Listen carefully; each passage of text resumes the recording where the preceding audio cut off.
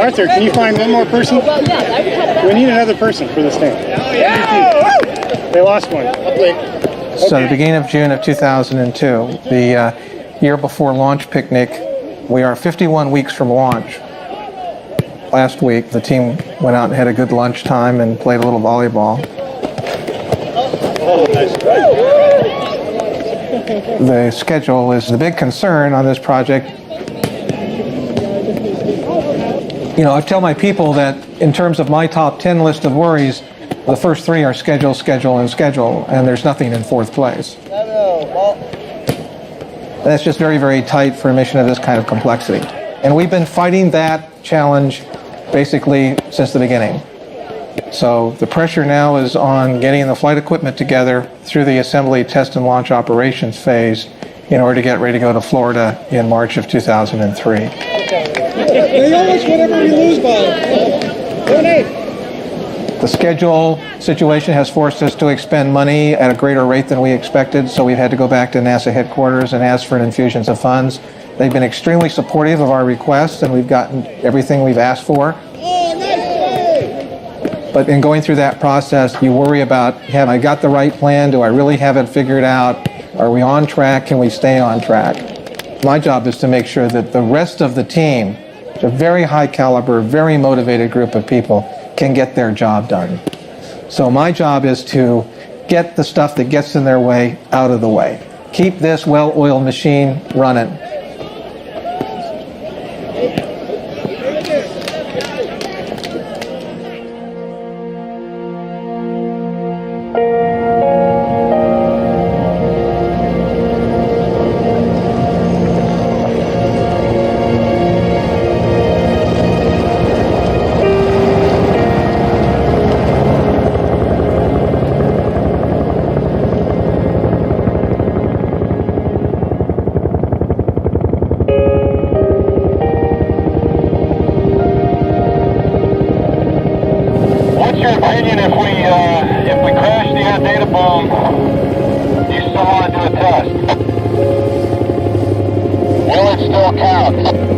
I think since this is the 0 degree, it's probably worth doing. So I've got your concurrence that it will count as a test if it doesn't have the air data boom data. Are you questioning whether you're going to get air data boom data? The pilot indicates that we have a very high probability in these gusty conditions that we will smash the air data boom. Yeah, we'll go. We will count it. Got that, we're going.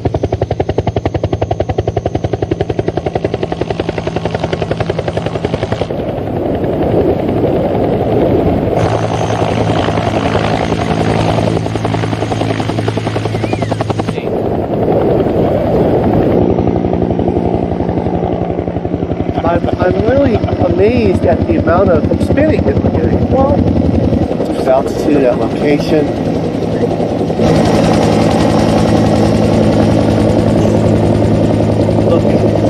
Look at it.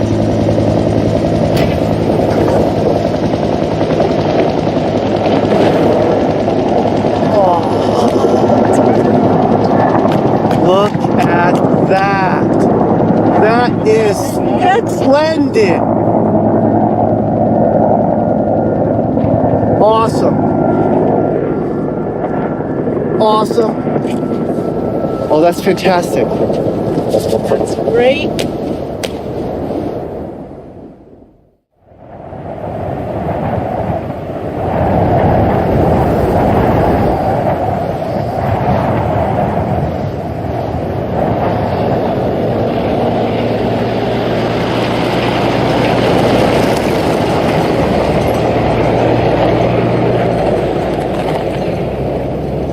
Well, here's the thing too. If let's say this one hits and it's a good test. We quickly found out that we weren't testing them the way they should have been tested. I think in the back of your mind, you're always prepared for anything to happen, but this wasn't one of the places that we thought something would go wrong.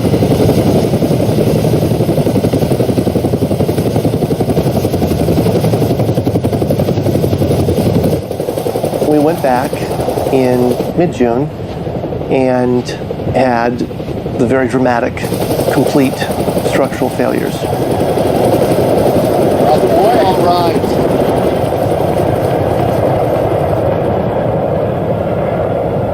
We're ready. Looks good. Stabilize, count, and drop. 5, 4, 3, 2, 1.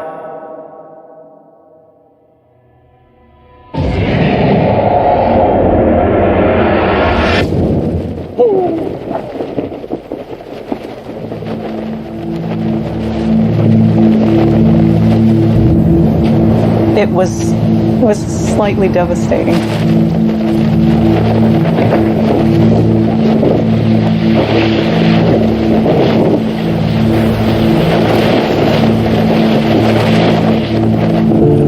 Significant, severe chute damage. Well, the political spin on this is pretty easy. Because this chute did not have any of the reinforcements that we put in to stop just these very kinds of failures, these kinds of failures are not surprising. And that's why we chose to use. You got to remember, this drop, these soft goods systems like parachutes or airbags, they are not readily amenable to analysis. The inflation of a parachute is actually a chaotic event. It's a nonlinear, dynamic event, highly driven by the initial conditions of the inflation. In that regard, I'm not surprised or disheartened at all by this. I need to get the right spin on this so that no one else chokes me.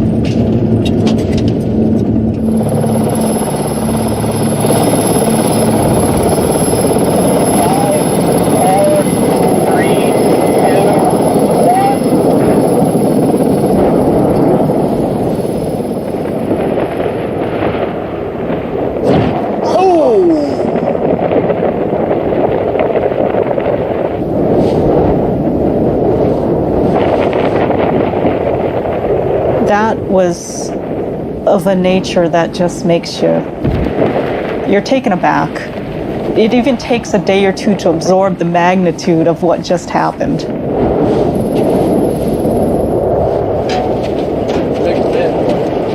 That was rough. First of all, you have to figure out why you have a failure. You have to figure out what your possible fixes are. And you don't have the schedule to investigate this in a more methodical manner that you would like. So we have to change our thinking on most likely the loads. And it didn't look like there was several different types of failure there. I mean, at least to me. To me, it looked like there was. Yeah. But again, I'm looking through a little camera screen. Well, even, I mean, it just, you know. Did you hear it afterwards? Yeah.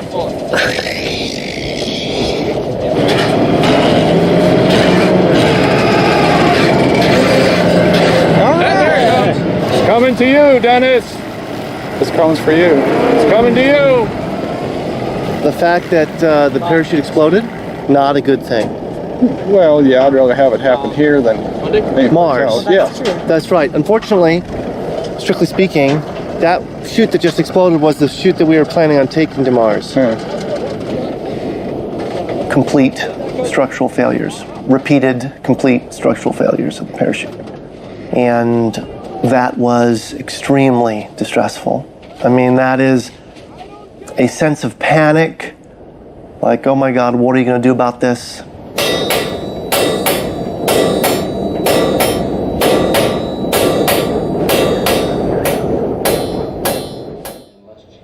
The chute failed in the correct loads. That tells us that we have a parachute that's not up to the job we need it to do. Because we have packed as much parachute as we can into the volume that's available to us, our only recourse in making the parachute stronger is to change the configuration and reduce the band length. The way you make it stronger is you put maybe other webbing or reinforcements or thicker fabric.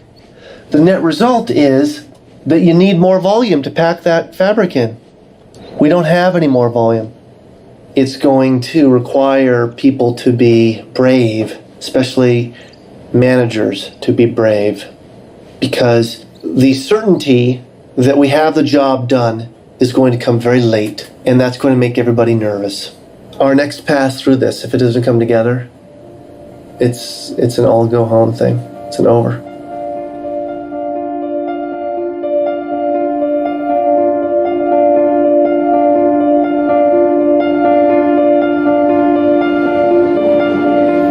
About a month ago, we began assembly, test, and launch operations. When the first part of the flight units or in our case, engineering models, are beginning to be integrated in the assembly facility where the spacecraft goes together. That's a big deal because it indicates that you now have completed enough fabrication that you can begin the test phase and begin to understand what it is we really have designed and built. And where did we build it a certain way? The trouble is, it's great on paper, but until you put it out there and test it, you really don't know what you have. So our electronics are failing at our vibration tests. Sometimes we find out it's a real problem. In other cases, we realize there's nothing wrong with it at all.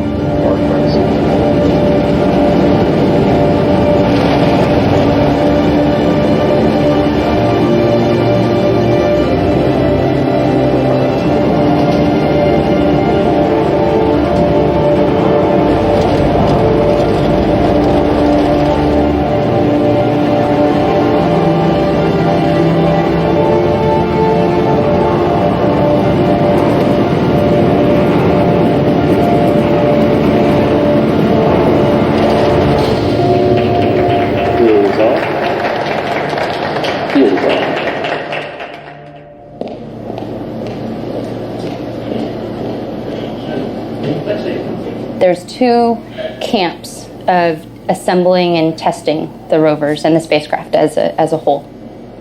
The assembly, test, and launch operations team is assembling the flight hardware, the stuff that's actually going to go to Mars. Our area, the integration and test area, has our own lab, which is a clean room and a sandbox where we have rovers that we test in the dirt. So we receive one set of electronics, the brains of the spacecraft. And we plug into each connector and make sure that each connector works, and we start slowly building up a spacecraft on a tabletop configuration where then the flight software team can come in and develop the software that they need to operate each of the devices. And then as part of the test team, we start doing higher level functional tests.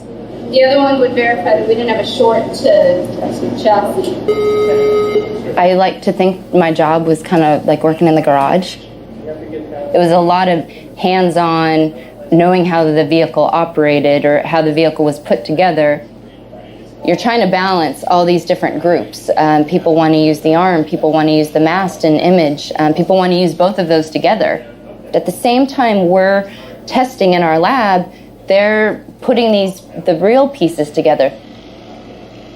It was a lot. I mean, it was a lot of time. It was 3 shifts around the clock every weekend, and there was always somebody in the lab just because things weren't ready yet for us to start testing. And your job is just to make sure that everything works. I don't know if I say exposure for Zoom or ID stats or whatever. This slide that I asked.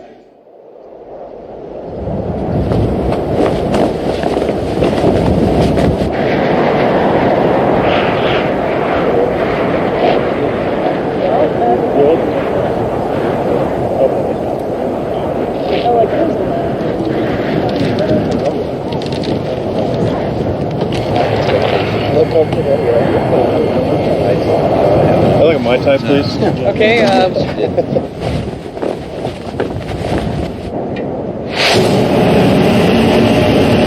There it is.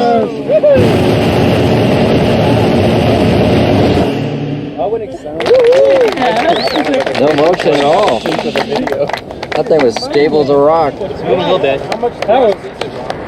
Yeah, that thing No stiffening on that at all. Did you hear anything new? Is there anything? How was it, Eric? If you get a gust of wind, the system starts to oscillate, and when you fire your retro rockets, you might impart an horizontal velocity. So you might touch down with a very gentle vertical velocity, but you might be going 30 meters per second horizontally. When we did a statistical analysis of that problem for MER, it came out that the probability of failure was unacceptable. So we needed to come out now with a solution to that problem.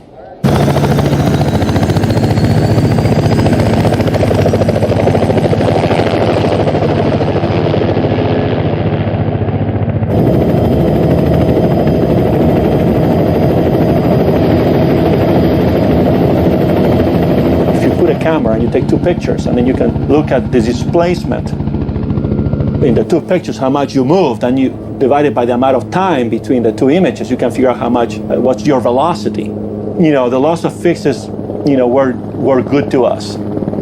Hey, this is doable.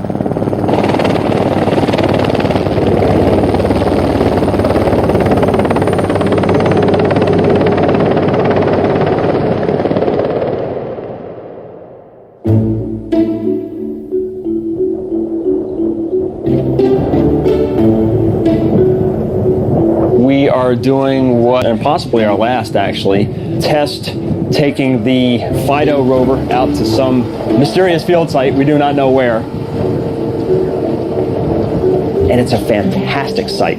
It's an absolutely wonderful landing site. It's got terrific geology, and best of all, there aren't any bushes. Because this rover doesn't like bushes. It's good with dirt, it's good with rocks, it's terrible with bushes because it's designed for Mars where there aren't any bushes. Or where at least it would be a real discovery if we found one. We're going to come up with more than you can possibly execute on a drive saw.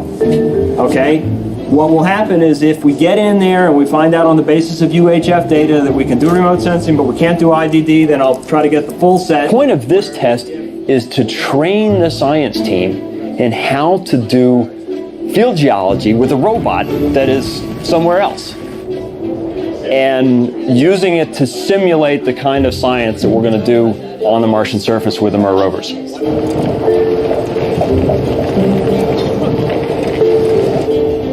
I don't know where we are in terms of latitude and longitude and what state of the United States we're in, but that doesn't matter. What we do know now is we know where we are in some synthetic orbital images. We've got images taken from overhead that simulate the kind of data that we'll have for Mars. The SOWG meeting will begin in here promptly at 8:15. So at 8:15, I want everybody in their seats, in this room, quiet, ready to go.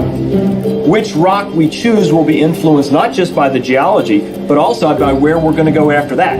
That's not something that comes naturally to a field geologist. We got to stay real focused on the task at hand, which is doing the best job that we can for 10 days of really simulating the science that we're going to do on Mars. And you have all of that. Geology? Yeah.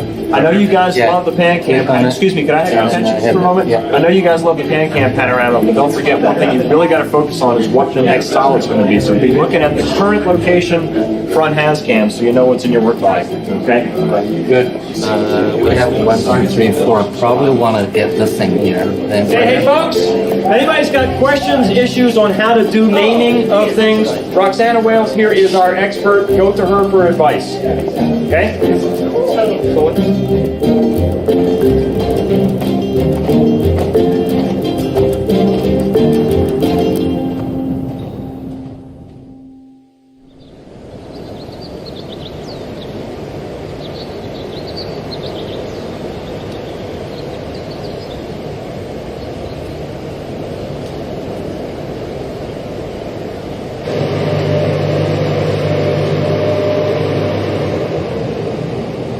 But so 17, 18, 19, 3 days of testing. If we really knock them out like the two in a row, Yeah, 2 a day. maybe make wasty, right? Okay. I mean, that's just the only concern is that. Okay, so the other scenario is, then you start asking, But is if it we worth could- even getting 1 or 2 off in that? And it is. It is. It's worth, look, if 1.6 fails, that's huge. That's right. And we have 3 mortars, okay? 3 GGs.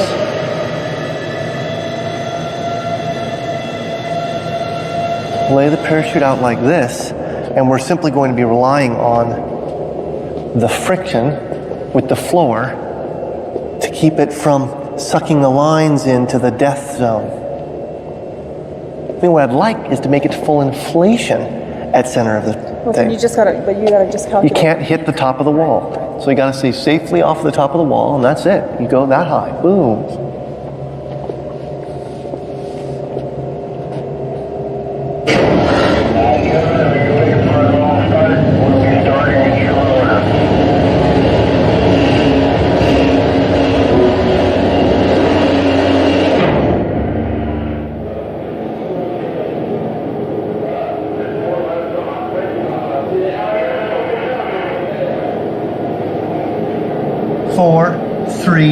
2, 1.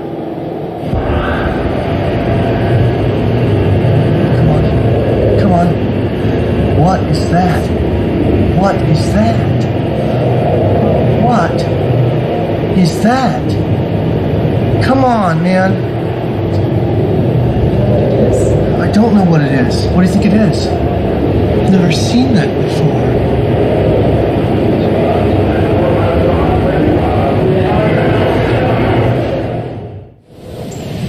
We are mobilizing or scrambling all forces to have a discussion at 12 p.m. Pacific on this subject. What? Am I breaking up? At any rate, but it is it may be a function of the geometric porosity, the gap size.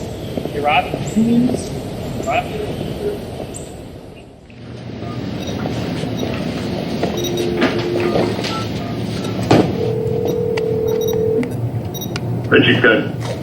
Richard, it's Robin and Trayson and Adam, and Wayne is talking to Manning outside, and he'll be in a second.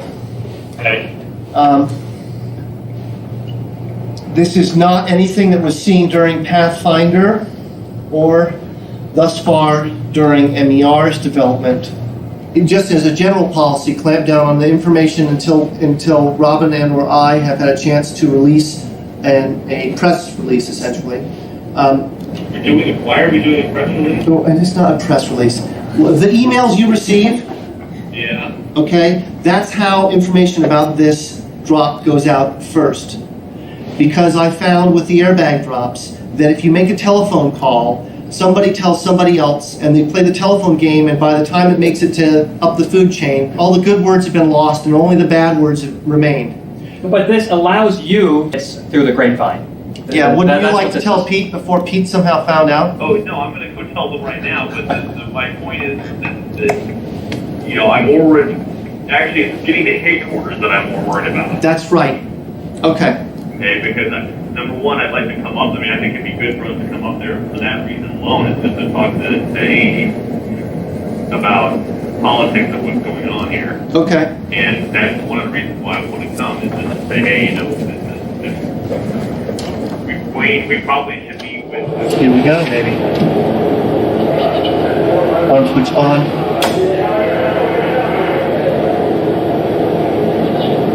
Two, one, fire.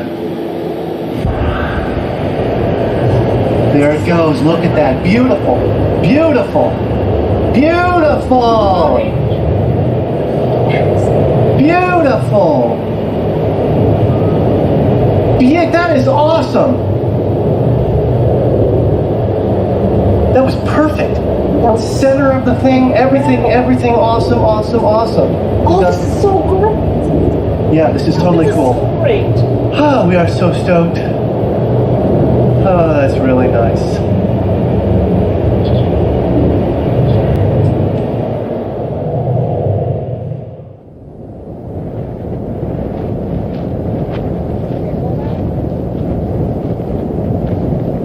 Okay.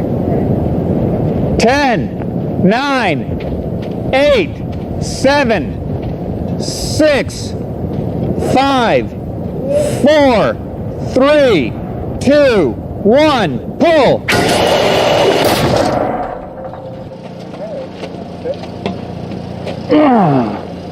Damn it! 5, 4, 3, 2, 1.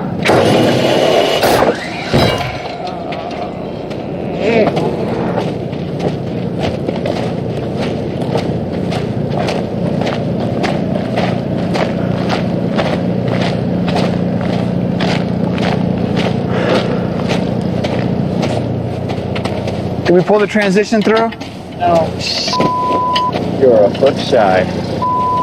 18 inches shy.